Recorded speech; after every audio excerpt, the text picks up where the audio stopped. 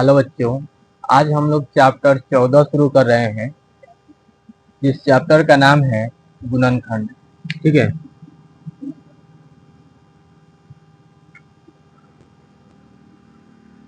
देखिए गुणनखंड का इंग्लिश क्या होता है? फैक्टराइजेशन।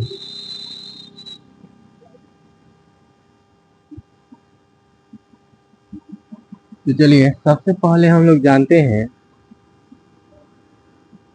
गुणनखंड के बारे में।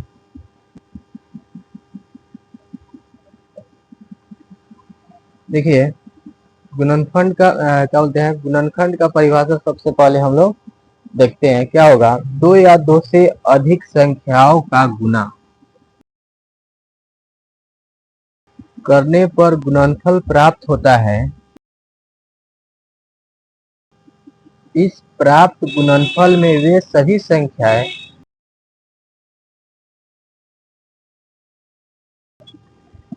वो गुणनखंड कहलाते हैं। जैसे हम लोग एक बार फिर से देखते हैं परिभाषा को, क्या बोल रहा है? दो या दो से अधिक संख्याओं का गुना करने पर गुणनफल प्राप्त होता है। इस प्राप्त गुणनफल में वे सभी संख्याएं जिनका गुना किया जाता है वही क्या होते हैं, गुणनखंड होते हैं। ध्यान दीजिएगा, जैसे जैसे हम लोग यहाँ पे एक संख्या लेते हैं 4। ठीक है, तो देखिए बोला है कि दो या दो से अधिक संख्याओं का गुना, यानी कि अगर हम लोग क्या करें, 2 गुना 2, तो ये दो संख्या है, एक और एक 2, मतलब 2 या 2 से हम लोग अधिक भी ले सकते हैं। ठीक है, लेकिन यहाँ पे अभी हम 2 संख्या नहीं, ये दोनों संख्या में जब हम लोग गुना करेंगे तो हम लोग को यहाँ पे गुणनफल प्राप्त होगा क्या, 4।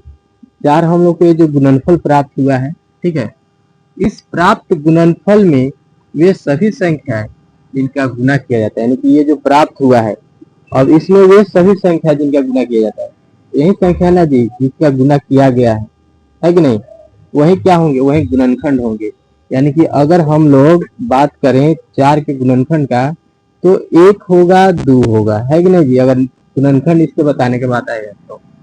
जैसे अगर हम लोग दूसरा एग्जाम्पल लें 20, तो 20 का गुणनखंड क्या हो सकता है? देखिए यहाँ पे आप निकाल लीजिए, 2 से भाग करेंगे 10, फिर 2 से करेंगे 5, फिर 5 से करेंगे 1, तो 20 का गुणनखंड होगा 1, 2, 5, 10। ठीक है, एक 20 भी होगा। तो ये सब जो है क्या है, 20 का गुणनखंड है। ठीक है, इसी तरह से 4 का गुणनखंड क्या होगा, 1, 2 और 4 भी होगा, क्योंकि 4 में फिर 1 से करिएगा तो 4 ही आएगा, है कि नहीं जी। तो इस तरह से हम लोग क्या कर सकते हैं, गुणनखंड निकाल सकते हैं। फिर से एक बार देखिएगा, 2 या 2 से अधिक संख्याओं का गुना करने पर गुणनफल प्राप्त होता है। इस प्रकार गुणनफल में वे सभी संख्याएं, यानी गुणनफल में वे सभी संख्याएं जिनका गुना किया जाता है, ये सभी संख्या का गुना किया जाता है कि नहीं जी, यही क्या होंगे, यही गुणनखंड होंगे। गुणनखंड के आधार पर संख्या 2 प्रकार के होते हैं। कितने? इसको भी बात लिखना सब। प्रकार कौन कौन सा है? तो यह है एक ठो अभाज्य संख्या और भाज्य संख्या। तो पहले हम लोग देखते हैं अभाज्य संख्या को। अभाज्य संख्या को इंग्लिश में बोलते हैं प्राइम नंबर। क्या बोलते हैं जी? Prime number. हाँ, प्राइम नंबर। तो सबसे पहले हम लोग जानते हैं प्राइम नंबर किसे कहते हैं। ठीक है, लिख लिया क्या? बता के आते हैं प्राइम नंबर किसे कहते हैं। ठीक है, ऐसी संख्या जो स्वयं और एक के अलावा किसी दूसरी संख्या से विभाजित नहीं होती, उसे अभाज्य संख्या कहते हैं। देखो,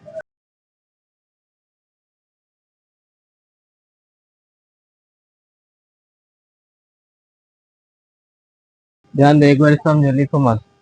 क्या बोला है? अभाज्य संख्या। अभाज्य संख्या के इंग्लिश में क्या बोलते हैं? Prime number. इसका परिभाषा क्या है? ऐसी संख्या जो स्वयं और एक के अलावा किसी दूसरी संख्या से विभाजित नहीं होती है, उसे अभाज्य संख्या कहते हैं। ठीक है, अभाज्य संख्या कहाँ से शुरू होता है? जैसे हम लोग लेते हैं, अगर अभाज्य संख्या कहाँ से शुरू होगा तो दो से। दो एक अभाज्य संख्या है। अब देखो, ये जो दो है ये कौन कौन संख्या से विभाजित हो सकता है, मतलब भाग लग सकता है? तो एक से लग सकता है और दूसरा दो। तो एक एक तो डिफिनेशन में एक बोला ही है, और दो तो खुद वही नंबर है कि नहीं? ये दो जो है क्या है? सम अभाज्य संख्या। और अभाज्य संख्या में एक यही है जो सम है, बाकी कोई संख्या सम नहीं है अभाज्य संख्या में। जैसे दूसरा हम लोग ले तीन। ठीक है, तीन का भी क्या होगा? एक तो एक से विभाजित होगा, एक तीन से होगा, है कि नहीं?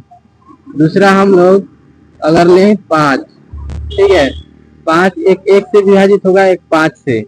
लेकिन अगर हम चार लें, चार जो है यह अभाज्य संख्या है कि नहीं? बोलो ना जी। चार अभाज्य संख्या नहीं है। काहे कि चार एक से भी होगा, दो से भी होगा और चार से भी विभाजित होगा, है कि नहीं जी? बोलो ना, नहीं होगा।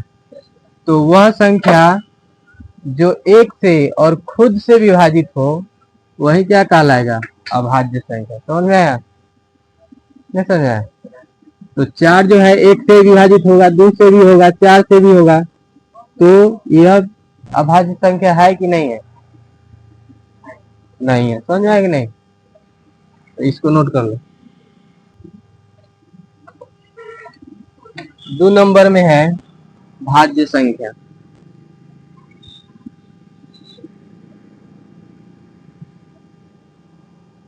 भाज्य संख्या का क्या होता है? English composite number.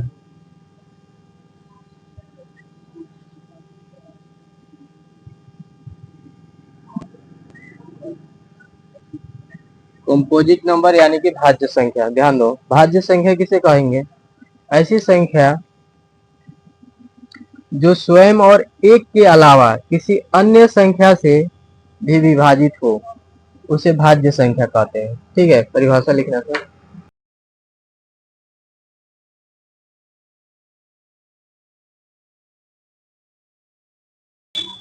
भाज्य संख्या इंग्लिश में क्या बोलते हैं? Composite number. भाज्य संख्या का परिभाषा क्या है? ऐसी संख्या जो स्वयं और एक के अलावा अन्य संख्या से भी विभाजित हो, यानी कि एक से भी विभाजित होगा, जो नंबर रहेगा उससे विभाजित होगा, एक दूसरे नंबर से ही विभाजित होगा, उसी को भाज्य संख्या कहते हैं। जैसे में ध्यान दो, जैसे यहाँ पे हम एक नंबर लेते हैं 4। भाज्य संख्या 4 से ही शुरू होता है। अगर पूछेगा सबसे छोटी भाज्य संख्या क्या होगी, तो वो 4 ही है। समझ आया कि नहीं? नहीं है। दो तो इसमें आया ना अभाज्य संख्या में। सबसे छोटी संख्या, सबसे छोटी भाज्य संख्या क्या होगी? 4। अब 4 का अगर हम लोग क्या करें, गुणनखंड करें, तो देखो 4 एक से भी विभाजित होगा, एक से भी भाग लगेगा, 2 से भी लगेगा और 4 से भी लगेगा, है कि नहीं? परिभाषा में क्या बोला है कि भाज्य संख्या वह संख्या होगी जो एक स्वयं और दूसरे से भी भाग लगे, है कि नहीं? तो देखो, एक तो स्वयं से भी भाग लग रहा है, एक से भी भाग लग रहा है और अन्य संख्या से भी भाग लग रहा है कि नहीं? तो ये क्या होगा? भाज्य संख्या होगा, है कि नहीं? अगर दूसरे तरीका से इसका परिभाषा हम लोग देखें कि भाज्य संख्या का और दूसरा डिफिनेशन क्या हो सकता है, तो वह संख्या जिसका गुणनखंड 2 से अधिक हो। कितना हो? 2 से अधिक हो। 2 नहीं, 2 से अधिक, कम से कम 3 होना चाहिए। समझ में आया? इसका अगर देखा जाए परिभाषा क्या अभाज्य संख्या का, तो ऐसी संख्या जिसका गुणनखंड सिर्फ 2 हो। कितना? सिर्फ 2, 2 से अधिक नहीं, सिर्फ 2। एक 1 और एक जो संख्या है। समझ में आया? तो इसमें 4 जैसे हो गया। दूसरा अगर एग्जाम्पल हम लेंगे 6, तो 6 एक से ही भाग लगेगा, 6 2 से ही भाग लगेगा, 6 3 से ही भाग लगेगा और 6 6 से ही भाग लगेगा।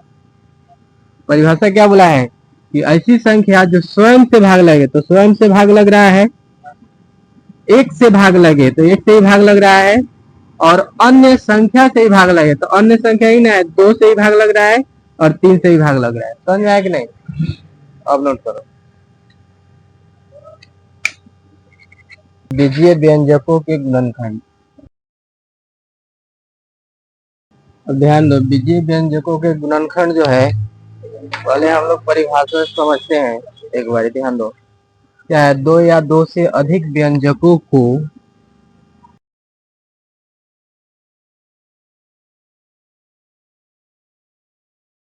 ध्यान दो, समझो इसको।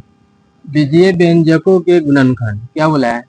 2 या 2 से अधिक व्यंजकों को खोजने से है। ठीक है, बोला है कि 2 या 2 से अधिक व्यंजनों को खोजने से। जैसे हम लोग यहाँ पे एक व्यंजक लेते हैं, ठीक है, जैसे 3x² y।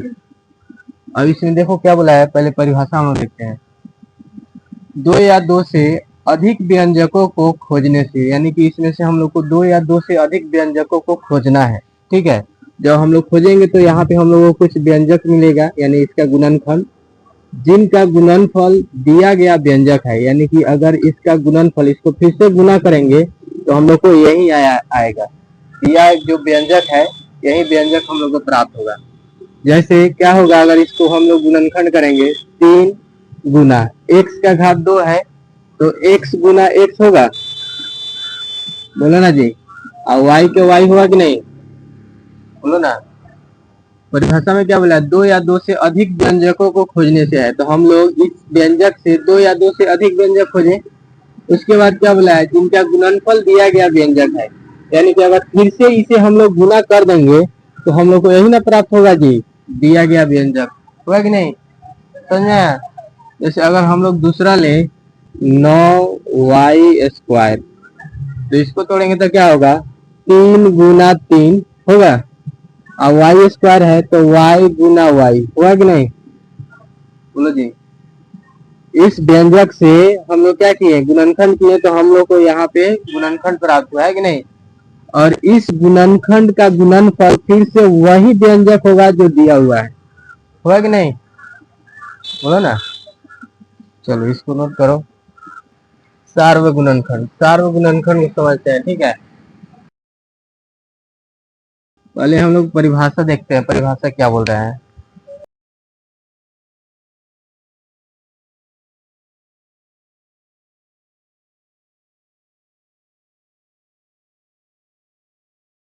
ध्यान दो, इसको हम लोग समझते हैं सार्व गुणनखंड को। सार्व गुणनखंड क्या होगा? 2 या 2 से अधिक संख्याओं के सार्व गुणनखंड। ठीक है, क्या बोला है? 2 या 2 से अधिक संख्याओं के सार्व गुणनखंड क्या होगा उसको समझो। जैसे 2 संख्या होगा या फिर 2 से अधिक भी हो सकता है। वे संख्याएं होता है जो इन सभी संख्याओं के गुणनखंड हो। इन सभी संख्याओं क्या होगा? गुणनखंड होगा। और इनमें से सबसे बड़ी संख्या हो, और उसमें से सबसे क्या होना चाहिए? बड़ी संख्या होना चाहिए, है कि नहीं जी? जैसे हम यहाँ पे लेते हैं एग्जाम्पल के लिए, जैसे 20 और 30,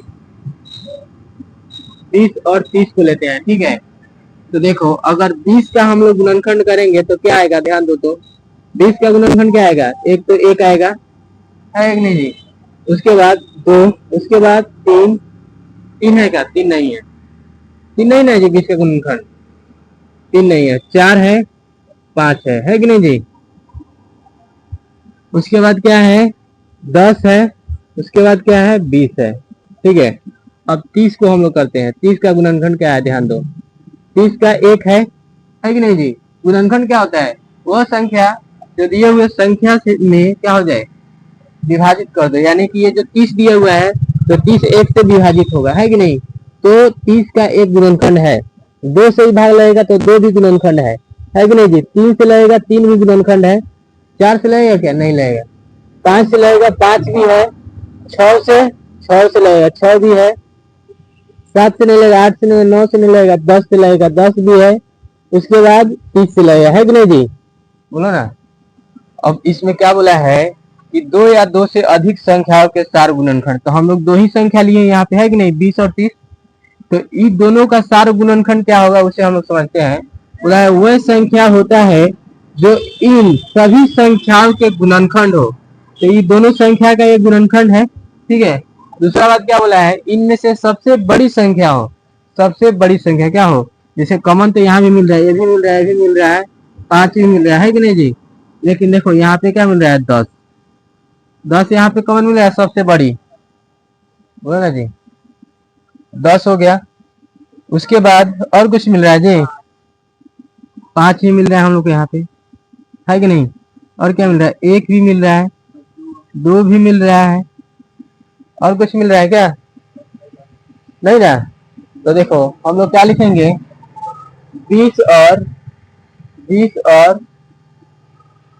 30 का